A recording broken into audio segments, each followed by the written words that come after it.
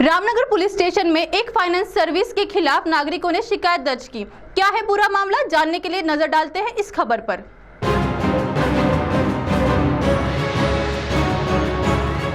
Ramnagar police station में Dhanlaxmi finance service company के खिलाफ नागरिकों के साथ धोखाधड़ी करने का मामला दर्ज हुआ है। मिली जानकारी के मुताबिक इस फाइनेंस कंपनी ने लोगों को लोन देने के नाम पर लाखों रुपए ठगे और जब लोगों को ये बात समझ में आई तो वे केंद्रीय मानवाधिकार संगठन नई दिल्ली के एक पदाधिकारी के पास में पहुंचे और इन सभी नागरिकों ने मिलकर रामनगर पुलिस स्टेशन का दरवाजा खटखटाया तथा रामनगर पुलिस स्टेशन में विधिवत इस संबंध में शिकायत दर्ज की गई। तो सुनिए इस संदर्भ में भुक्तभोगी कुछ नागरिकों ने अपनी क्या आपत्ती सुनाई, उन्हीं की जुबानी। हे व्यक्ती आला असं आमच्या शेनगावला, माझ्या भावाला माहीत झालं का ह्यानं लोन देते, मग ती माझ्या घरी आला, बाई ह्यानं लोन देतो म्हणते, आपण कसं करायचं भाऊ, त्याच्याकडून आपण लोन घेऊन काय तर धंदा करू। मग त्याला आम्ही विचारलं व्यवस्थित का बा कसं आहे, त्या व्यक्तीनं सांगलं का बाय म्हणे तुम्हाला 1 लाख जर पाहिजे असेल तर 10,000 रुपये खर्च येते, त्याच्या पुढं पुन्हा तुम्हाला नोटरी करायसाठी 3,500 रुपये भरावं लागते। ठीक आहे बा म्हणलं आम्ही एवढं करतो, पण किती दिवसात काम होईल।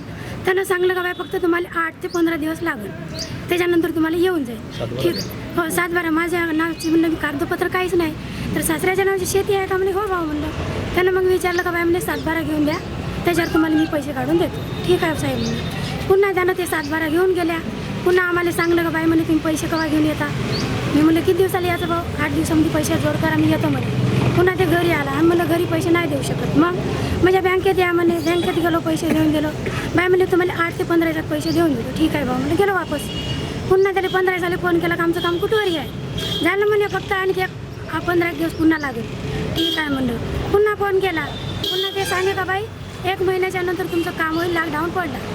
बरं म्हणलं लॉकडाऊन पडला तर त्यानं डायरेक्ट आम्हाला 3 महिने का नाही फोनवरच बोलत राहिला का लॉकडाऊन आहे तुम्हाला यायला जमत नाही। हां, पुन्हा 11 महिन्याला फोन केला, येऊन जा म्हणे। गाडी बांधून येऊन आलं तर इथं बंदच दिसलं। दूसरी ओर इस पूरे प्रकरण के संबंध में केंद्रीय मानवाधिकार संगठन नई दिल्ली के पदाधिकारी द्वारा भी जानकारी दी गई।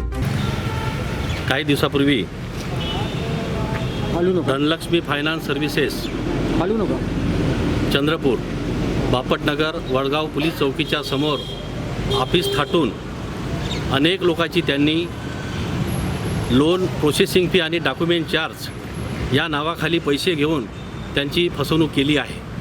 महाराष्ट्र फायनान्स कंपनी आणि धनलक्ष्मी फायनान्स कंपनी यांच्या पॅम्पलेटद्वारे जाहिरात करून त्यांनी गोरगरीब या चंद्रपूर जिल्ह्यातील, यवतमाळ जिल्ह्यातील शहर आणि ग्रामीण भागातील लोकांना बोलवून त्यांच्याकडून पैसे घेऊन त्यांची फसवणूक केली आहे।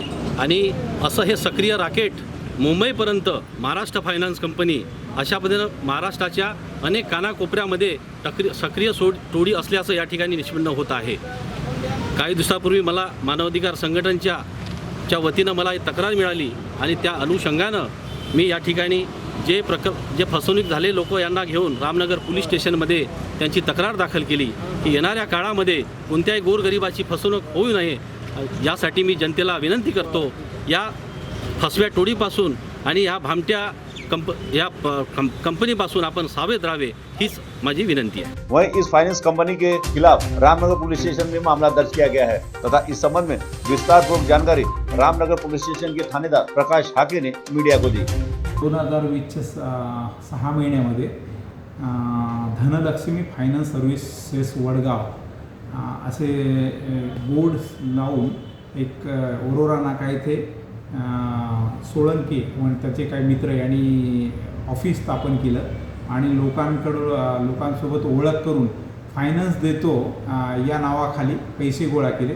असे 15 लोकांकडून त्यांनी जवळपास 13,36,000 रुपये गोळा केले आणि ऑफिस बंद करून निघून गेले।